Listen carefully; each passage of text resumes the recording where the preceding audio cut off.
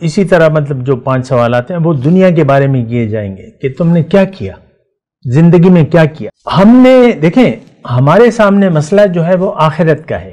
اللہ تعالیٰ نے قرآن میں فرمایا ہے کہ وَفِي الْآخِرَةِ عَذَابٌ شَدِيدٌ وَمَغْفِرَةٌ مِّنَ اللَّهِ. جب ہم آخرت میں جائیں گے نا تو وہاں پر اللہ تعالیٰ نے فرمایا ہے یا تو شدید عذاب ہوگا یا بخشش ہوگی. اور ہم دیکھیں دنیا میں آپ نے اللہ تعالیٰ کی بخشش کا اپنے آپ کو مستحق کرانا ہے یا اپنی بخشش دنیا میں کروا کے جانی ہے. آپ کی مغفرت تب ہوگی جب آپ بخشش والے کام کریں گے. اس وقت تو ہم سب زندگی اللہ تعالیٰ کو غصہ دلانے والے، اللہ کو ناراض کرنے والی زندگی گزار رہے ہیں. اعوذ باللہ من الشیطان الرجیم، بسم اللہ الرحمن الرحیم. اللہم صلی علی سیدنا محمد معدن الجود والکرم آلہ وسلم. سامعین و ناظرین کرام، السلام علیکم ورحمۃ اللہ وبرکاتہ. آج کا ہمارا موضوع یہ ہے کہ کلمہ طیبہ کے تقاضے. دیکھیں کلمہ طیبہ کا اگر بالکل ہی میں مختصر الفاظ میں آپ سے بات کروں تو کلمہ طیبہ کا پہلا تقاضا یہ ہے کہ آپ اپنی مرضی چھوڑ دیں اور اللہ کی رضا کو اپنا لیں. کلمہ طیبہ کا پہلا تقاضا یہ ہے کہ آپ دنیا میں رہنے کی نیت اللہ کو بنا لیں دنیا کی بجائے. ہمارے ساتھ مسئلہ یہ ہے کہ ہم نے دنیا کو دل دے دیا ہے. ہمارا مسئلہ یہ ہے کہ ہمارا رخ جو ہے ظاہر کی طرف ہے. آپ دیکھ لیں، عام طور پہ آپ دیکھ لیں، اپنے ذہن کو پڑھیں اور اپنے حالات کو دیکھیں. ہمارے لیے اصل یعنی ایشو جو ہے وہ دنیا کی زندگی ہے. اور ہر لیول پہ، زندگی کے ہر لیول میں ایک بچہ ہے تو اس کا ایشو جو ہے چپس ہیں، چاکلیٹ ہیں، کھیل ہیں، بھوک، اور بس یہ اس کا مسئلہ ہے. اور پھر موبائل اگر آپ اس کو ہاتھ میں دے دیں تو بس وہ مطمئن ہو جاتا ہے. اس کا اپنا یعنی 2-3 سال کے بچے کا اپنا ایک ایشو ہے. اور یہ جو یعنی خیالات ہیں پھر بدلتے رہتے ہیں. جب انسان بڑا ہوتا رہتا ہے آپ دیکھ لیں اس کی ترجیحات بدلنی شروع ہو جاتی ہیں. اور جب انسان جوان ہو جاتا ہے اور ذمہ داری یعنی شعور اس کے پاس آ جاتا ہے تو یہ اس کو ظاہر میں دنیا نظر آتی ہے. یہ اپنا رخ دنیا کی طرف پھیر لیتا ہے. یہ اپنے آپ کو بھول کر زندگی گزارنا شروع کر دیتا ہے. انسان کی حقیقت وہ تو نہیں ہے جو کہ نظر آ رہی ہے. انسان تو ہمارے جسم کے اندر ہے، جو روح ربانی ہے وہ تو نظر نہیں آ رہی، وہ تو روح ہے. اور وہ کچھ عرصے کے لیے اس جسم میں رہ رہی ہے. اور اصل اس کا مدعا ظاہر نہیں بلکہ باطن ہے. یہ بات بھی ذرا تھوڑا سا نوٹ کر لینا. اس وقت ہمارے سامنے ایشو جو ہے وہ ظاہر کا ہے.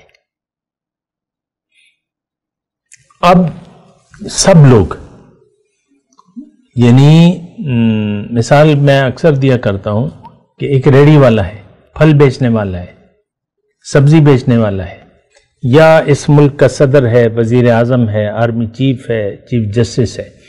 یہ ان سب کا ایشو جو ہے وہ ظاہر ہے. یہ لوگ ظاہر کے لیے پریشان ہیں. میرے صاحب یعنی ویسے میں ایک بات کر رہا ہوں، یعنی بعض لوگ مجھ سے رابطہ کرتے ہیں لیکن وہ اپنے دنیا کے مسائل بیان کرتے ہیں، ظاہری مسائل بیان کرتے ہیں کہ میں اس میں ان کی مدد کروں. زیادہ سے زیادہ کم سے کم وہ دعا کا کرتے ہیں، اور زیادہ سے زیادہ آپ کو معلوم ہے کہ یعنی طمع تو ہر شخص رکھتا ہے کہ میری ظاہر میں مدد کی جائے. لیکن بات یہ نہیں ہے. ہمارا دیکھیں ایک بات نوٹ کر لیں، قبر میں آپ سے یہ نہیں پوچھا جائے گا کہ تم نے دنیا کتنی کمائی، تمہارے کتنے بچے تھے، کیا کمایا، کیا کھویا. دنیا کے نفع نقصان کی بات نہیں ہوگی. اور 3 جو مشہور سوالات ہیں، پہلا سوال تمہارا رب کون ہے، دوسرا تمہارا دین کیا تھا، تیسرا رسول کے بارے میں تم کیا جانتے ہو. ان تینوں سوالات کے اس وقت بھی ہمارے پاس جواب نہیں ہے. نہ ہم ان سوالات کی حقیقت کو جانتے ہیں، نہ ان سوالات کا جواب تلاش کرتے ہیں. یہ بات بھی مسئلہ ہے نا. یہ حدیث تو آپ نے پڑھی ہوگی جو میں نے آپ کو سنا دی, من ربک ما دینک من نبیک. لیکن ہمیں اس کے نہ جوابات معلوم ہیں, نہ اس کے جواب حاصل کرنے کی ہماری نظر میں کوئی اہمیت ہے. ہمارے سامنے اس وقت سب سے بڑا مسئلہ دنیا ہے. بس ایشو جو ہے ہمارا دنیا ہے, ظاہر ہے. ہم دنیا ہی کے خیال میں کھوئے ہوئے ہیں. 2 سال کے بچے سے لے کر 80 سال کے بوڑھے تک ان کے ذہن میں صرف دنیا کا مسئلہ ہے. فَأَعْرِضْ عَمَّنْ تَوَلَّى عَنْ ذِكْرِنَا وَلَمْ يُرِدْ إِلَّا الْحَيَاةَ الدُّنْيَا. اللہ تعالیٰ اپنے نبی کو یہ ہدایت فرماتے ہیں کہ اے نبی, اس شخص سے اپنا رخ پھیر لیجئے جو پھر گیا میری یاد سے. اب یہ نہیں چاہتا صرف دنیا کی زندگی. ویسے بھی عام طور پہ آپ دیکھ لیں, ہماری خوشیاں, ہماری پریشانیاں, ہماری توقعات, ہمارے امیدیں, ہمارے منصوبے, یہ سب کے سب دنیا سے تعلق رکھتے ہیں. دنیا اگر آپ پر برس رہی ہے, پیسے آ رہے ہیں اور سب معاملات ٹھیک چل رہے ہیں, آپ خوش ہوتے ہیں. لیکن جب کہیں پر بھی فرق آ جاتا ہے, کوئی بیماری آ جاتی ہے یا کوئی بھی پیسوں کی کمی ہوتی ہے یا کوئی بھی مسئلہ ہوتا ہے ظاہر کا, تو آپ پھر پریشان ہو جاتے ہیں. میں بڑے پریشان ہوں, میں بڑی ٹینشن میں ہوں, میں بہت زیادہ پریشان ہوں. اور جب پریشانی پوچھیں تو وہ دنیا کی ہوتی ہے. آخرت کی, قبر کی ہمیں کوئی پریشانی نہیں ہے. اللہ کے سامنے جب ہم اکیلے کھڑے ہوں گے تو وہ سب سے زیادہ یعنی ایک اہمیت والا وقت ہوگا. مجھ سے جواب طلبی کی جائے گی. وہ حدیث ہے نا کہ 5 چیزوں کے متعلق, یعنی جب قیامت قائم ہوگی تو سب سے پہلے 5 چیزوں کے متعلق سوال کیا جائے گا کہ تم نے زندگی کیسے گزاری, مال کیسے کمایا, کیسے خرچ کیا. اور اسی طرح مطلب جو 5 سوالات ہیں وہ دنیا کے بارے میں کیے جائیں گے کہ تم نے کیا کیا, زندگی میں کیا کیا. ہم نے دیکھیں ہمارے سامنے مسئلہ جو ہے وہ آخرت کا ہے.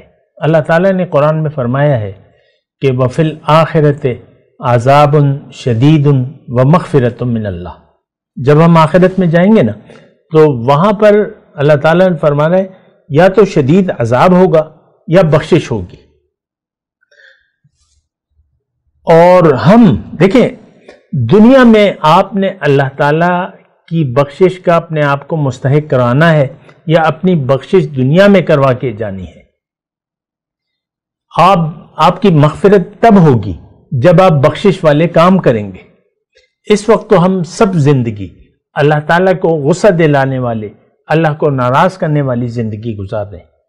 دیکھیں ایک بات میں مختصر طور پہ بتاؤں, اگر کسی انسان کا دل, دیکھیں میں مختصر بات کروں کہ اس وقت ہمارا دل اللہ کی یاد سے خالی ہے اور دنیا کی یاد سے آباد ہے.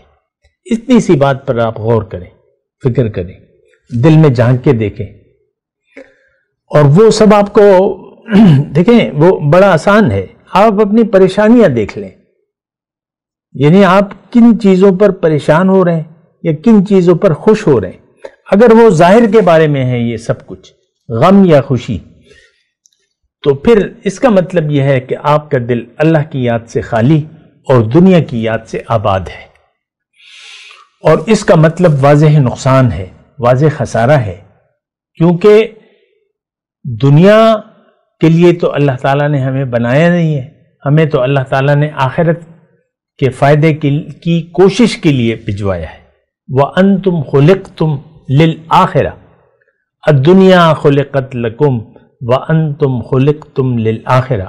حضور صلی اللہ علیہ وسلم نے واضح طور پہ ہمیں خبردار کیا ہے کہ اے لوگو, دنیا اللہ تعالیٰ نے تمہارے لیے پیدا کی ہے, لیکن تمہیں دنیا کے لیے نہیں بلکہ آخرت کی کامیابی کے لیے پیدا کیا ہے. تاکہ تم آخرت میں کامیاب ہو جاؤ۔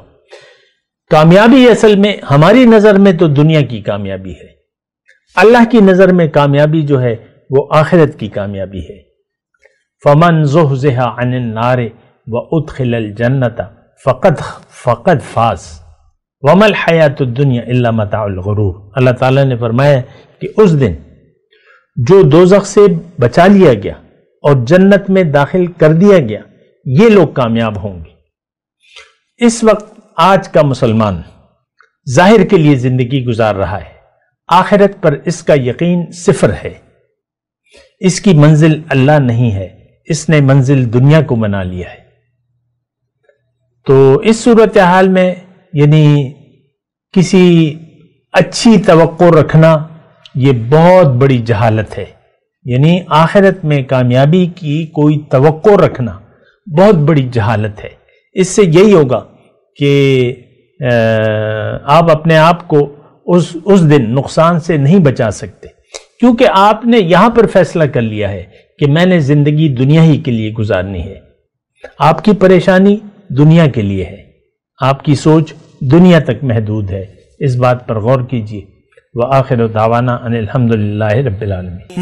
مولایا صلی وسلم دائما ابدا علی حبیبک خیر الخلق کلہم